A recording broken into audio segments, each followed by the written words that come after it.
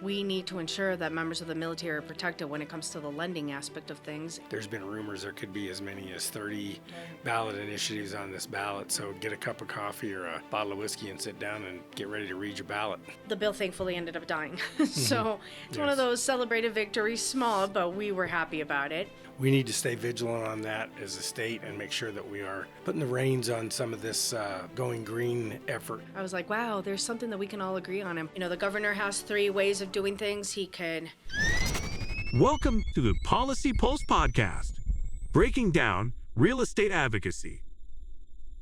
Hi, welcome to the May issue of our Policy Pulse podcast. I'm Weldon Shaver, and I'm here with Dr. Clarissa Thomas. And we'll be discussing some things that we saw at our Hill visits to Washington, D.C. for the NAR convention, and also talk about some of the bills that we've been tracking through the session here in Colorado that are now through the session. They're done, they're on vacation, and let's hope they take a nice extended vacation. That would be great. So, good morning.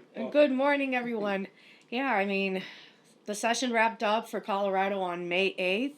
While we were in Washington, D.C. for our annual legislative Hill visits, which for the first time since COVID, we were actually back on the Hill, and I think it was well worth it.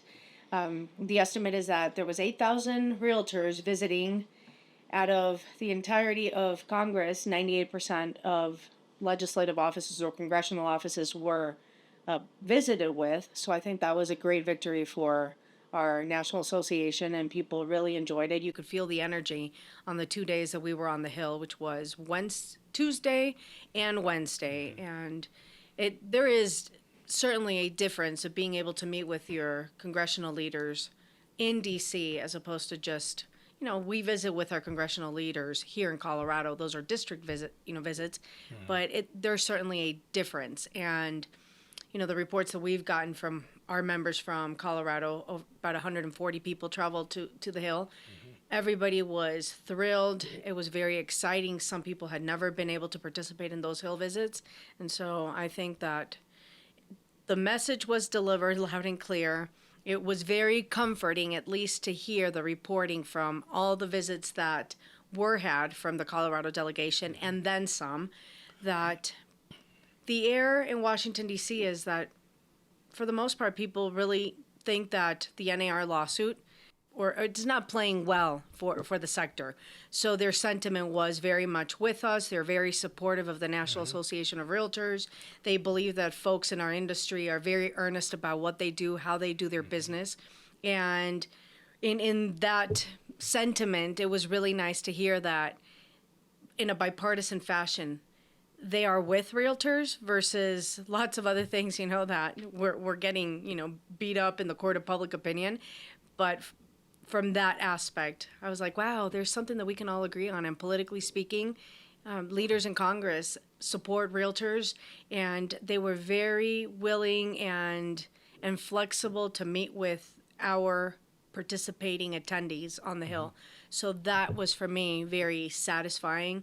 And yeah, what a great feeling. Yeah. That was great, especially because the media obviously wants to portray us as really bad people. And I know that we're bunching up to members of the Hill that their public opinion is not that impressive either. But so we're in good company, folks. I know. It's all joking aside, I think it was really well worth it to be able to have those visits with them, especially when it comes to the VA rule and unintended consequences. And so that was one of our marching orders when we were visiting with our members of Congress, to make sure that they know that we need the help, because our members of the military are going to pay the price for how this lawsuit has played out. And we have many communities. Obviously, our congressional district is one that is represented by 5 military installations. So we need to ensure that members of the military are protected when it comes to the lending aspect of things. And so the members on the Hill were all, both Congress and Senate, asking, what do we need to do? How can we help you guys? And so that was very, very positive. Yeah. And I would concur with that. I would give props to Randy Reynolds, who is our federal political coordinator for Congressman Lamborn, and he did an excellent job of preparing and getting information to Congressman Lamborn. So when we met with him, he was actually asking questions of us about some of the issues that we wanted to talk to him about, and Randy had to kind of slow him down and wait till we got to those points to discuss, but he was definitely interested, and unlike the senators who did not seem to understand that there was an NAR lawsuit and a settlement and that the effects that it was going to have on VA buyers. So I give big congratulations to Randy for doing an excellent job in his position there. So, but we were able to communicate with our senators, both Hickenlooper and Bennett, that these are issues that we're concerned about, and they were sympathetic to it, wanted to hear it, said they would look into it, and so that was good. Yeah, overall, that's why those Hill visits are impactful. And I know that because of COVID, the dynamics had changed. They had tried to do different types of advocacy and outreach, and it's not advocacy without being able to travel to the Hill, because that's why they are Hill visits, like Right. a Realtor Day at the Capitol. You want realtors at the Capitol here in Colorado, and more often than not, while we were at these visits, not only the Colorado delegation, but in other meetings with other folks from around the country, the sentiment was conveyed that the National Association of REALTORS is a powerhouse, and they're ready and willing to listen to our advocacy call. Yeah. So this is why it's so important that we do what we do, and we want our members to be engaged in what we do, because we are the voice of real estate, and we are the voice of private property rights and the advocates for homeowners. So, I mean, we keep emphasizing that, but this is exactly, our north, right? The compass that drives us is we need to make sure that we convey to our membership, we're here for you. We are doing the necessary things to make sure that you have an ability to make a living and continue representing clients the way that you do. So it was very, very positive in the midst of what we have going on politically in Colorado with a very rough session. It could have been much worse. And thankfully they adjourned on May 8th. I think that there is an initiative that might be circulating or that is going through the title setting process that wants to limit even further Colorado's Legislative Assembly. So right now they meet for 120 days. They want to cut back that even farther down. And so it would be interesting to see if it actually does go through the process and makes it into the ballot for November. That would be for this November. Right. So I'm like, there's bigger fish to fry, so to speak, and what we have to advocate for or try to, protect for Colorado voters. But there's a growing sentiment amongst people in the state that 120 days is too much for them, and the damage that they're causing the citizens of the state. Yep, I agree. So I don't know. I don't know how that's going to play out. I don't either, but let's hope they do. That would be great. I think we could limit them to 10 days, and that would be plenty, and they can get what they can get done in 10 days. Yeah. So speaking of that, we do have the bill sheet here with all of the bills that we were monitoring and watching. So it's about 25 pages worth of bills. So as you can see, they've got too much to do in 120 days. But there were some of these bills that we obviously were amending. Some we opposed, a lot we monitored. Is there any ones you want to talk about specifically? Well, one of the ones that we mentioned before is the wildfire mitigation. I think it was 1,300. I don't remember the numbers, but it was House Bill 1,300. And thankfully for us, that bill died. It had obviously been amended. We were on an opposed position on that one. Yes. One of the few bills that we opposed. And it had gotten amended to not only be just limited to certain counties. El Paso County was one of the ones that was impacted, but it was amended for all counties around the state to be impacted by this piece of legislation, while making it voluntary for the counties to subject themselves to this wildfire mitigation certificate upon sale. Or was it your home cannot be transacted unless you have a certificate of inspection or certification of wildfire mitigation. And so our argument was that it was an onerous mandate on homeowners, many of whom are, scraping by on being able to put together this closing deal. They might not have the equity necessary to get out of the house. There's so many different situations that play into the sale of a home. And so we said, you can't mandate this. It's not feasible for homeowners to be able to do all these different steps. And so the bill thankfully ended up dying. So it's one of those celebrated victories, small, but we were happy about it.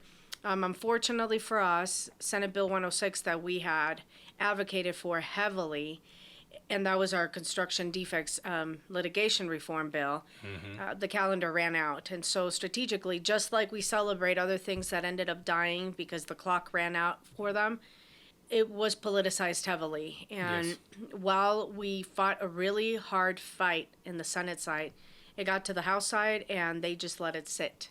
And so we're disappointed in that. It's probably one of the best shots that we had at actually making some inroads.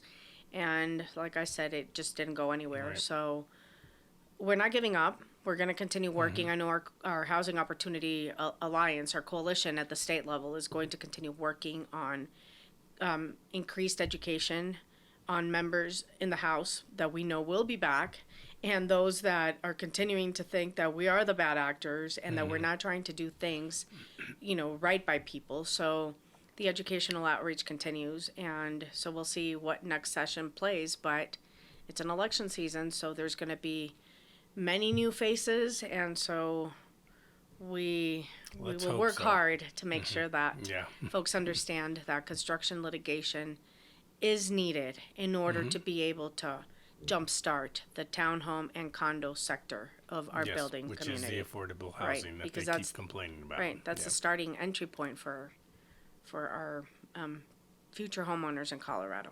And one of the other things I'll say about that fire mitigation bill, not only were they trying to pass this bill that would have made it difficult for sellers, there wasn't anything in place as to who was going to do the inspections, what the criteria was going to be, and who was going to issue this certificate. So we were going to create a bill without any details, kind of like, pass it and find out what's in it kind of a deal. So that was interesting. So glad that one ran out of time. One of the ones that we were monitoring was the bill with respect to no cause evictions that they were trying to pass, to basically say at the end of a lease, they were calling that a no fault eviction. So they were saying that there were all these things that the landlord would have to do. And I think that one might have actually passed. I think it did pass. I mean, and those are the bills that ended up like to the 11th hour, right? So was that the just cause eviction legislation? Yes, just cause eviction did pass, and it got signed into law. Yeah. Pretty quickly. So, the governor has 3 ways of doing things. He can let something within days of passage, after both chambers have signed off on it, 10 days, and a bill becomes a law unless there's, the effect clause, and it says that it goes into law immediately. Or he can sign it into law, or he can veto it. And that one was signed into law. The one piece of legislation that obviously, there's always the 11th hour surprise at the Capitol. We had gone as an industry into a call for action, which many people did, and that was going to be on Senate Bill 233. We didn't know the bill number at the time because, like I said, it's always the 11th hour surprise. But that bill on Friday had not been officially assigned a number. And so our industry went into a call for action to ask people to reach out to their legislators and just be on the alert. Obviously, because half of our, advocacy team was traveling, there was a lot of, hey, that call for action, is no longer active. And so, just a little explanation on that. Our industry triggers a call for action when we deem something to be problematic. We're asking for people, again, to be on the alert, to contact legislators. The call for action was deactivated because in the midst of, this, ramping up email communications with our membership, there was a call for us to pretty much back down, try to negotiate along with all the different chambers of commerce, all the different business entities to try to work on something and make it palpable. And so Senate Bill 233 is what ended up becoming a bipartisan compromise that pretty much cuts property taxes on the commercial side, from 20, what are we, 29. 29 to 25, it'll be faced, should I say face down? Is that appropriate to say? It'll be like ratcheted down? It's phased in, yes. Okay, so it'll be ratcheted down until it goes from where we are right now to the 25%. And then there is somewhat of a cap on the residential side, Right. but it's limiting homes up until $700,000. Right. And so anything above that does not get capped or does not benefit from a reduction. I mean, that's like the easiest way that I can explain it. And so there is still a need for something to be done. There's one initiative has gotten titled, and it will cap property tax increases at 4 and something. Yeah. And so that will be on the ballot, I believe. They're gathering signatures right now, so by August we will know whether it is on the ballot. And then there's another initiative that also caps property taxes at a certain rate. Right. And so these, I'm not necessarily sure if they're competing or if they would double up, but be on the lookout. We will cover this a little bit more in detail, I think, in our June podcast, because this is what folks are going to have to be paying attention to when November 2024 ballots come out, well, in October, when they drop. And so it's going to be a busy election cycle. We've got presidential, congressional races, state house, state senate, plus all the different ballot initiatives. We've got local issues. I mean, it's going to be a very busy ballot in Colorado. And so we want to start early. We want to make sure that people get the information out early on so that they make conscientious and proper educated decisions when it comes to their ballot. And and so it's going to be, people are thinking that there hasn't been enough done to ease the spike in property tax rates because they're going to continue going up in Colorado. And so we'll see, but that's not the only thing that's going to be impacting our ballot. There's going to be so much other stuff that's making their way through. And so that's what I said. In June, I think we will focus entirely on the ballot initiatives, and we've got a primary election, and so we'll see. The State Association is conducting candidate interviews on state house and senate seats, I believe, on races that they deem to be, I think, targeted races. They can't interview everybody, but we will know who the State Association ends up supporting, and we will be interviewing commissioner district races. Yeah. And so it's obviously a busy season. Busy season. Another bill that we were watching that did get sent to the governor's desk was Senate Bill 94. That was the warrant of habitability bill, basically. We got several amendments to that bill, but there's still quite a bit in it that are they're bad for landlords. Property managers are going to have a struggle trying to take care of some of these things. So if the air conditioner was included in that, if it goes out, you're going to have a certain period of time, which isn't long enough to really get it checked out and possibly repaired or replaced. And then there's some pretty hefty fines if they don't do that, or they would have to put the tenant up into a like property and pay for that until it can be fixed.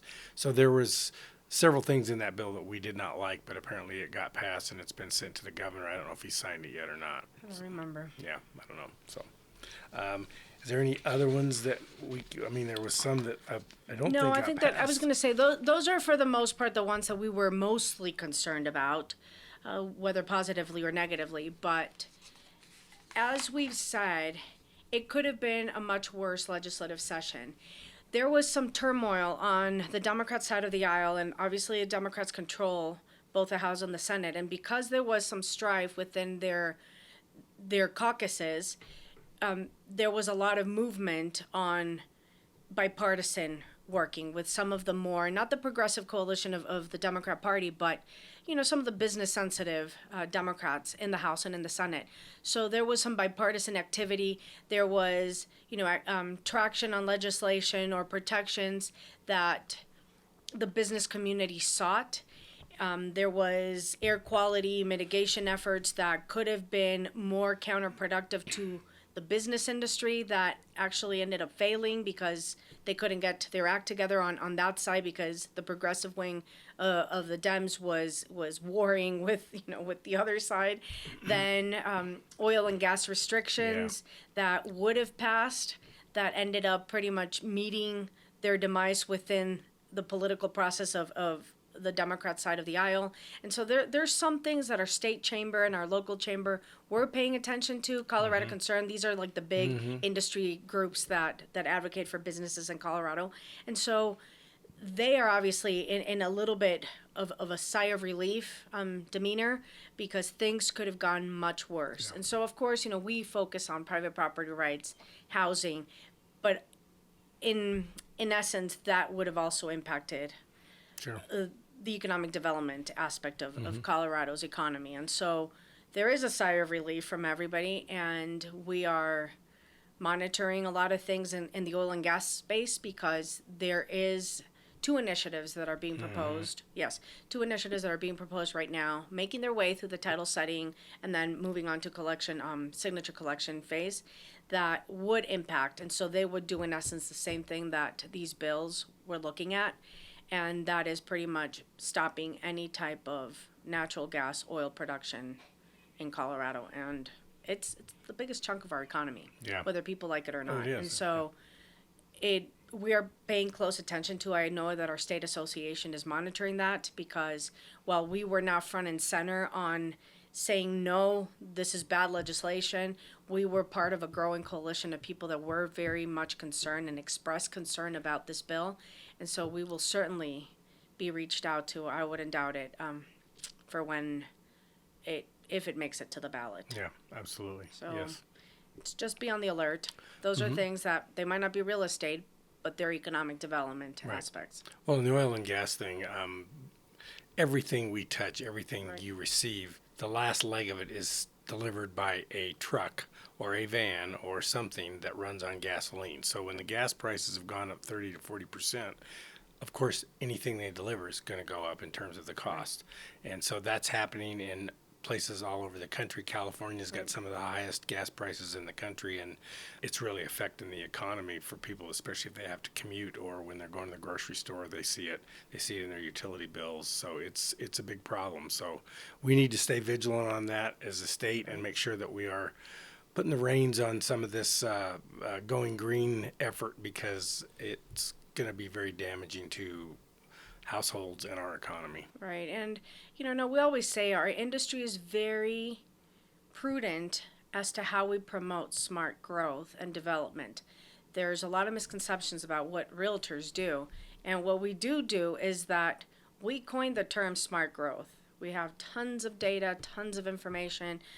We were the first industry that ended up actually setting up a building with LEED, right? The LEED certification. We really are good stewards, promoting nationally smart growth standards.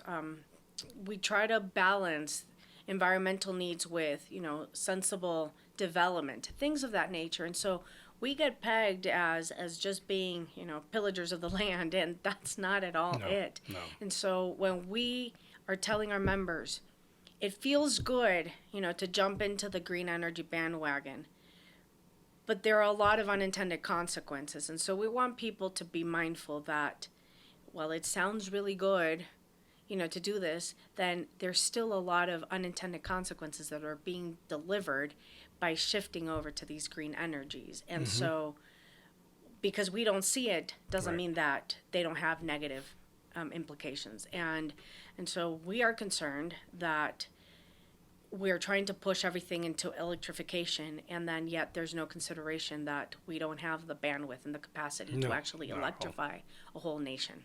And so it's like, okay, folks, let's really be sensible about it, because in order to electrify, there's other things that come into play, and there's other types of negative activities that come attached to being able to do that electrification. And so I'm not sure how we come up with a sensible dialogue in Colorado, because, everything is about paying and playing, right? And so right now, the progressive coalitions are trying to deem us as everything has to be electrified. But then there's homeowners that can't afford to do that, just that. Right. And now it's been interesting because there's a national dialogue going around too, that there is an implication of doing the electrical, the grids for powering your car, charging stations and all these different things that are triggering fire hazard because some of these fire charging stations, that's a Freudian slip, the charging stations are triggering fires in certain places. Yeah, lithium batteries catch fire easily. Because of the components and the elements that go into play. So where do we draw the line? And this is where our industry pushes back a little, because we say, okay, so you want us to be, compliant to this, but now you're forcing homeowners to do all this other stuff, and then now it becomes also a hazard, a fire hazard. And then there's places where people don't have attached garages, so they're having to do their charging stations in alleyways, and now there's footage of people being pretty much robbed of their utility because somebody else is like pulling up their car and charging because they're deriving a free benefit from somebody else. And so these other people are having to pay those prices because you get charged by that electrification. And so, what on earth are we doing? And so there's a lot more conversation happening because people didn't think about all these different things when it started going. And then you see the retraction of the electrical vehicle sector because the demand is dropping. And so, but yet the national sentiment from executive branch of government is that they're still trying to force people into electrifying vehicles.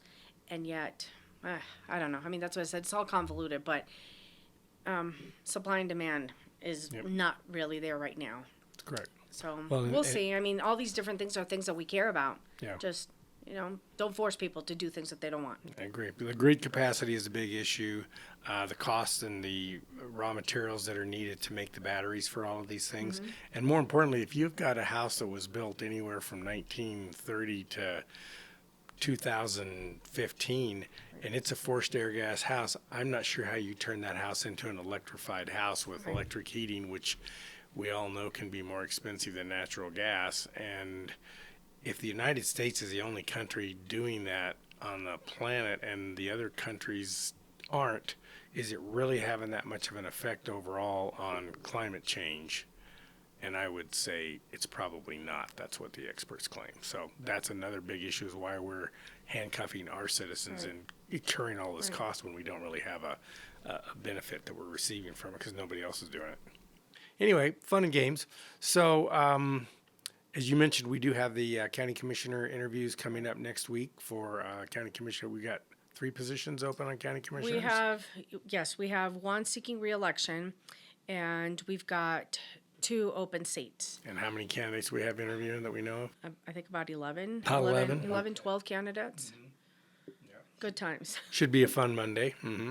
So we'll be doing that next, and then as we said in our June podcast, we'll probably be talking a little bit more about some of these ballot initiatives when they start becoming more clear.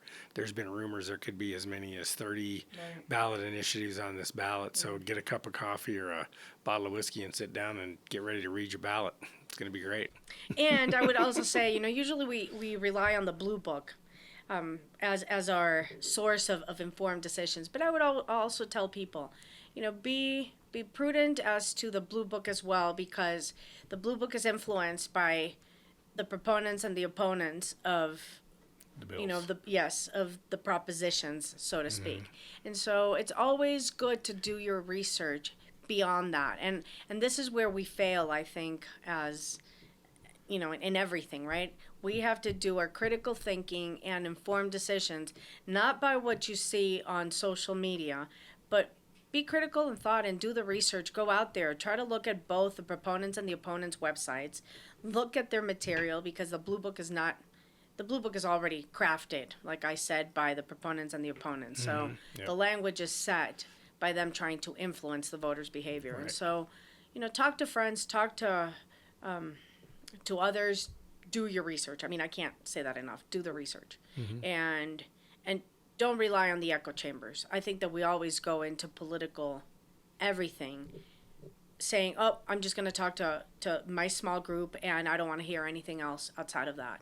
And we're no longer living in times that people can actually just rest on their laurels of their echo chamber.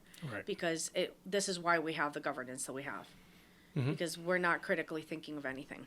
We're not paying attention. We're not doing our own research outside. Right. So. And then we get blasted too because we end up making recommendations. And trust me, guys, the reason that we do that is because we know that the Blue Book is jaded. Websites are obviously crafted by the proposition or the opposition, but we are doing the research and putting out what we think is best for our industry. You might have your political opinions, and so we will agree to disagree. People are free to vote their conscience and do their thing.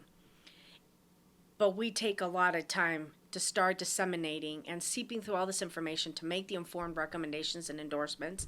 And so we do it because we look at it through the realtor lens. And again, if your political persuasion tells you, nope, I'm going to be supporting this because this is my good conscience, that's great. But from an industry perspective, we do it because we take the position that what is best for all of our membership.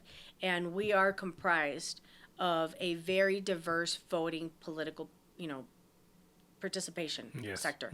We have Republicans, Independents, Democrats, and they're in equal proportions across the board. And so we have to look at things very differently. And again, our lens is based on private property rights, the free enterprise system, and making sure that our members have the ability to make and earn a living, and making sure that we protect the rights of homeowners as homeowners, and obviously landlords and that aspect of the housing industry. Yep. And so that's the lens that we will go into everything that we do with endorsements, recommendations on ballot issues, and it's about preserving economic, vitality, a quality of life, that is good for all. And so, Yep. do your research. Do That's your why I tell research, you, do your research. We Yep. will put out our research, and people are entitled to disagreeing with us, but this is the lens that we see things through. That's right. So thank you for watching our May issue of our Policy Pulse podcast, and we'll see you in June.